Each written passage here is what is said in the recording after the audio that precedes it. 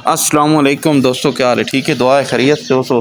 तो साढ़े वेखते पे यूट्यूब चैनल शफकत व्लॉग, तो मैं थोड़ा अपना शफका जो दोस्त साढ़े चैनल ते नया जल्दी साढ़े चैनल लाइक शेयर कमेंट से सब्सक्राइब कर लो, ताकि हर आने वाली मालूमाती वीडियो थोड़े तक जल्द अज जल्द पहुँचे।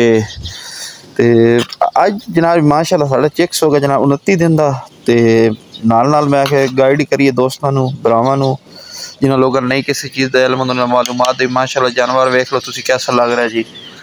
तो अक्सर लोग ने जनाब जो चूजे जाते ना 26 27 28 या 29 30 दिन तो उस चूज़ों के मसले मसाइल शुरू होंगे। इस वास्ते मसले मसाइल शुरू होंगे कि मसले मसाइल जो आते ना चूज़ों के, फिर फार्मर बड़ा परेशान होता है कि साढ़े यार चूज़े मसला क्यों आ गया, मसला किस ये मसले यार पहले थोड़े थोड़े वधे होंगे हल्के फुल्के चलते रहते हैं, कुछ कवर हो गया जो इतने इंटेक फीड इंटेक ज़्यादा हुई तो उसने मसले खास कर आंध्रा दे हो गए, इंटाइट्रस हो गया, ये मसले जो बहुत ज़्यादा निकल खलोंदे हैं।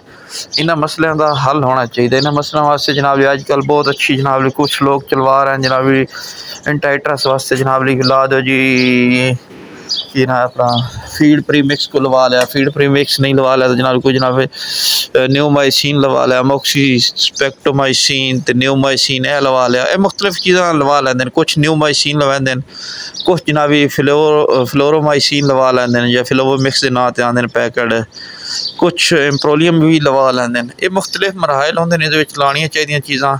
अगर चूज़े तुम वेखो चूज़े थोड़े विठ कैसी आ रही है, विठ चूज़े की 100% है तो फिर तो कोई रोल नहीं। अगर इकड़ दुकड़ पीली गुलाबी विठ तो समझो फिर इंटाइट्रस का मसला शो होता हल्का फुल्का मसला, तो उस वास्ते तुम कोई ना कोई चीज़ ना ला लो। तो अजकल फीडर के प्रॉब्लम इन्होंने दिनों बहुत ज़्यादा आ रहे हैं, क्योंकि एक तो अजनास का एंड है, मौसम की चेंजिंग है, तले टाक्सन वाली फीडा सारिया चीज़ा नाल यूज़ हो रही होनी आहिस्ता आहिस्ता। फार्मर बहुत ज़्यादा मसले मसाइल बनते हैं इस मौसम में, खासकर इकोलाई का बनया, इंटाइट्रस का बन गया। ये मसले मसाइल इन्होंने मौसम गर्मियाँ ज़्यादा चलते हैं सर्दियों नालों। तो फीड अगर थोड़ी बेहतरीन हो रिजल्ट देना तो फिर थोड़ा कोई टेंशन नहीं, जितनी मर्जी ज़बरदस्त फीड हो ना फिर तो फीड की टेंशन नहीं आती। फीड तो जनाब गोल के चेक करो, चूज़ा वेट करता पे वो चेक करो, अगे पिछे सारी चीज़ों पर गौर किया करो, लाजमी गौर किया करो।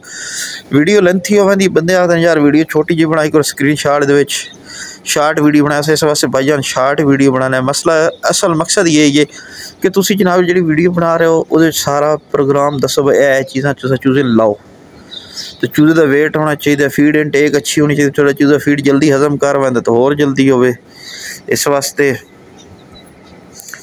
उम्मीद है जनाब साड़ी वीडियो थानू बड़ी अच्छी लगी हो। अगर साड़ी वीडियो थानू अच्छी लगी तो लाइक शेयर कमेंट से सब्सक्राइब लाजमी करना। मिलते हैं और किसी नैक्सट वीडियो नाल किसी नैक्सट टॉपिक नाल इंशाअल्लाह 30 दिन के चूज़े तो मिलेंगे। अज 29 दिन का 30 दिन की वीडियो अपलोड करांगे।